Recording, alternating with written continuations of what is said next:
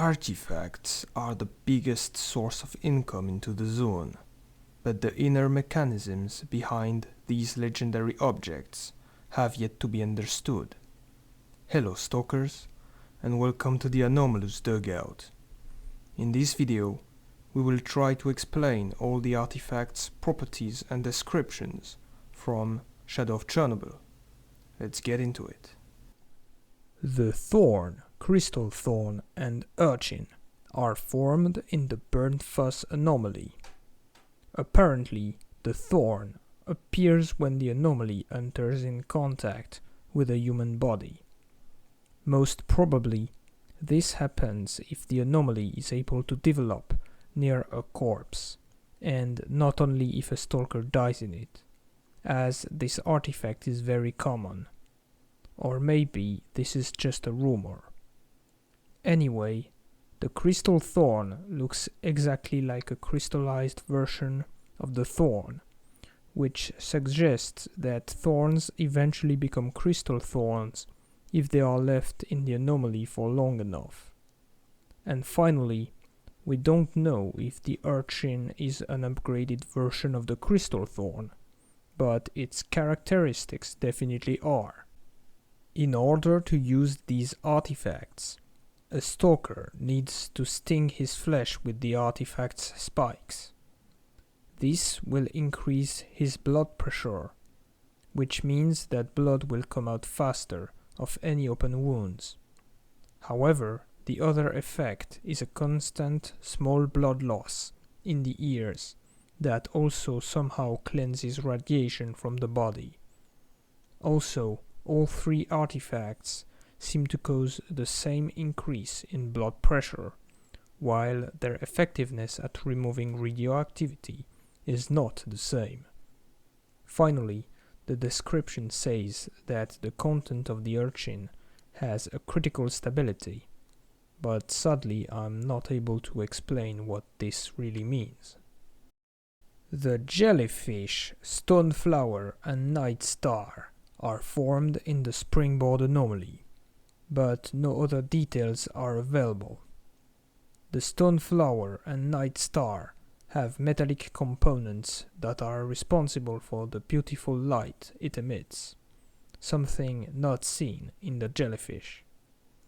Since they all have the same shape, it can be assumed that they are actually the same artifact that evolved, maybe because of metallic environment. These artifacts create a strange field that emits radiation but also protects from incoming projectiles, that is to say, bullets. It is possible that this field has some things in common with the borer's shield. The field is rather small, so the artifact must be placed close to the area to protect, and it doesn't seem to be continuous either, which could explain why it's not very efficient. Anyway, all three artifacts emit the same amount of radiations, while their protective capabilities are different, so it is likely that their protective fields are different as well. The Wrenched, Gravi and Goldfish are formed in the Vortex anomaly, but we don't know much more. They are once again very close in appearance, hinting at the fact that they could be the same object that evolved. These artifacts create a radiation field similar to the one described earlier, which is, at least in the case of the goldfish, activated by the heat of the body of its user. Part of the emitted radiation is stored inside the said user's body, while the other part is directed away from the body. This somehow has the effect to protect from rupture attacks, which are knife and mutant cuts. Once again, the radioactive downside remains the same for all three artifacts. The Stoneblood, Mid-Chunk and Soul artifacts are formed in the Whirligig anomaly, and unlike the previous ones, they don't really look like one another. The Stoneblood is said to be made of polymerized plants, soil and bones wrapped together. Just to make sure, I checked what polymerization is.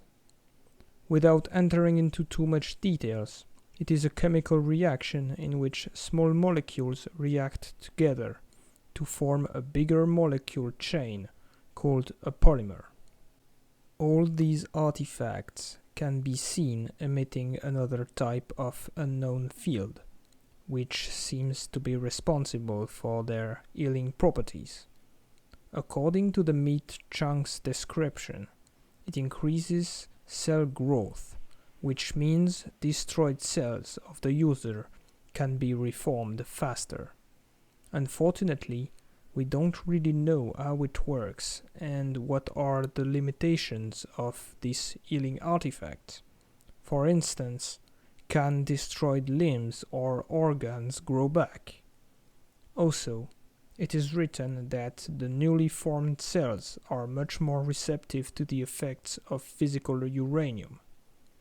I am unsure of what this means, but certainly it does not correspond to the actual drawback of these artifacts, which is reduced resistances to bullets, impacts, and wounds. A better description would be, the newly formed cells are less resistant to physical aggressions. The droplets, fireball, and crystal are created by the burner anomaly. It is written that the droplet is formed at high temperatures, while the fireball is crystallized. That means that the fireball has a highly organized microscopic structure. As for the crystal, it is made of heavy metals and is probably crystallized as well, since it has such a name. Only the properties of the fireball are explained, but we can assume that the other two artifacts work the same. It is written that the fireball emits heat, and that it creates an energy exchange at a high rate, which eliminates radioactivity in exchange for wearing the muscles of the moving apparatus. In short, endurance energy is used to fight radiations. The Sparkler, Flash, and Moonlight artifacts are formed in the electro-anomaly. The Moonlight, however, seems to be a degenerate case, which means it is not supposed to appear naturally. In fact, it is said to only appear if the electro is under thermal influences that are responsible for the artifact's round shape. Still, we don't know what are the exact requirements for the artifact to form, and it appears in-game inside electro-anomalies, without any restrictions. Nothing is said about the properties of these artifacts, but what we can observe is that they emit light and sparks, boosting the user's endurance capabilities while reducing its resistance to electricity. My theory is that these artifacts are able to stock electrical energy, as we know that the Ghost Rifle uses shards of the artifact Flash as its power source. If that is the case, a portion of this energy could be transferred to the user's muscles, increasing its endurance, but part of this energy would also be released in case of a contact with other electricity sources, making it dangerous nearby electro-anomalies. The Slime, Slug, and Mica are created by the Fruit Punch anomaly. In the case of the Mica, only specific unknown physical conditions are required, explaining the artifact's great rarity. The Mica is also a hard object, despite its appearance suggesting otherwise. They emit some light and strange waves as well. In any case, the result is an increased quality of the user's blood coagulation, meaning that he will bleed less. However, the user also becomes more vulnerable to burns and chemical burns, maybe because its skin is affected by the artifact. The dummies are extremely rare artifacts that have the particularity of having only one and positive property. Some of them also have wonderful interactions that we will talk about in a bit. The battery's origins are said to remain mysterious, but in reality it can be seen in-game that this artifact is created by gravitational anomalies. The description says that it contains dielectric elements, which are materials that become polarized when placed in an electric field. The fact that this detail is mentioned probably means that it has something to do with how the artifact works, but we have no further details on how it is able to protect its user from electricity. The other battery, nicknamed Flame Battery for clarity, is most probably formed into the burner. It is able to slow down the denaturalization of proteins, which thankfully is explained in clearer terms. The user's flesh can withstand higher temperatures and burn less. We don't know anything else about it, unfortunately. Even though it doesn't appear in its description, the spring is said to be a product of the vortex anomaly. What is written, however, is that there is a popular theory claiming that this artifact is a hybrid between batteries and shell. Having an S to battery makes sense since there are indeed two battery artifacts in the game, the electric battery and the flame battery. But the problem is that the shell artifact doesn't exist in Shadow of Chernobyl. Some speculate that the shell is actually the flame battery, but then why put batteries in plural? This remains a mystery, as well as the process that allows this artifact to protect its user from impacts.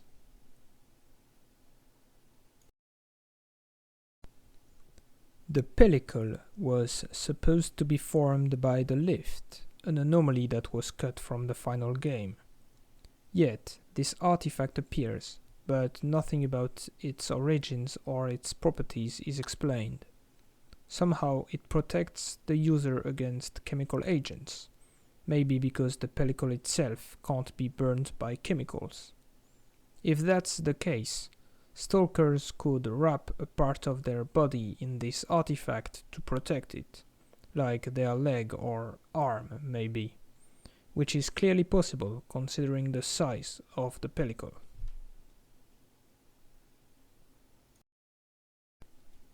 The Colorbox origin is unknown, but we can guess that it's somehow linked to the urchin, since it looks exactly the same.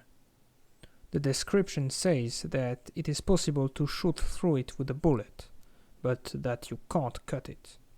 Furthermore, the Colorbox is somehow able to transmit its own properties to the skin of its user, which becomes tougher and less sensitive.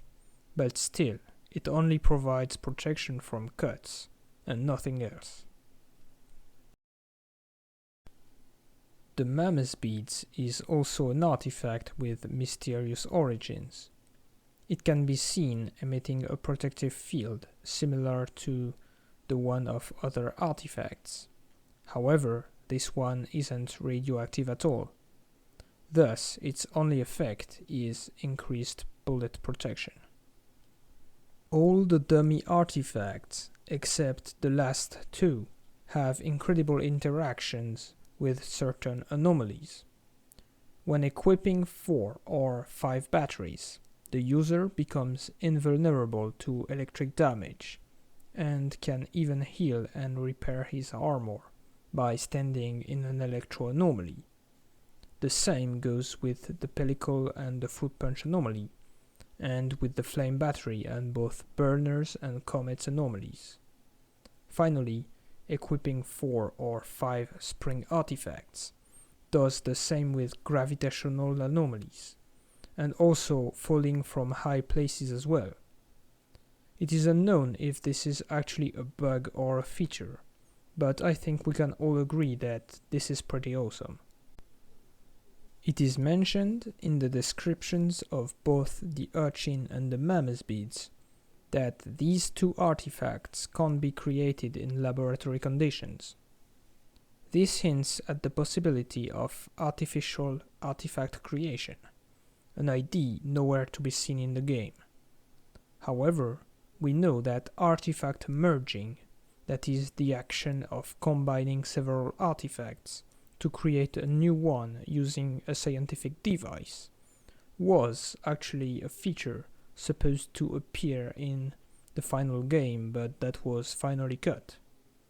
In any case, if scientists are able to create artifacts in laboratories, that would be a huge thing in the world of S.T.A.L.K.E.R. Also, we learn that Professor Sakharov wrote a fundamental work called Ionization and Polarization of the Components of Rare Artifacts, which is, I think, a really cool lore detail. And that is all for today. If you like this content, then you might also be interested in our other videos about artifacts, so be sure to check them out, links in the description. Thank you for watching, S.T.A.L.K.E.R, and goodbye.